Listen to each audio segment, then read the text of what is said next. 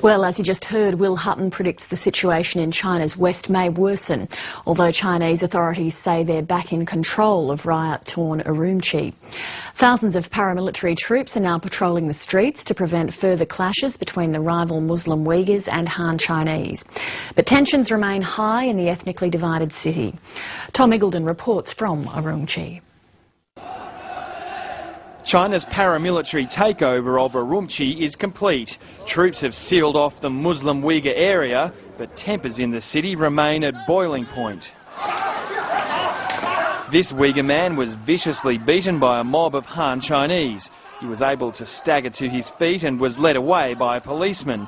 The crowd also turned on the camera crew, angry with what they say is biased foreign coverage of the unrest.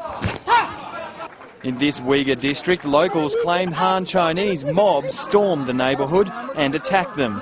They're protecting themselves with almost anything they can lay their hands on, including rocks and axes.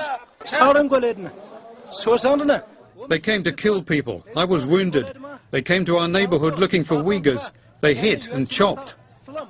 At this Han-owned car dealership, they're cleaning up after being firebombed.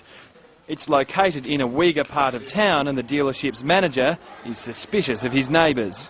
I can't believe there are bastards like this in our country. I can't describe my feelings.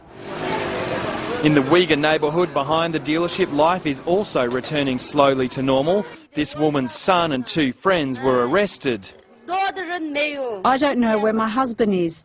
Many people are missing here, and no one knows where they are. The future looks bleak for those convicted of murder during the riots. Authorities have warned they'll be executed. With thousands of troops still on the streets here, both sides are talking peace for now. But when the soldiers are returned to the barracks, unless the Chinese government can do something about the underlying tensions here, more violence seems to be only a question of time.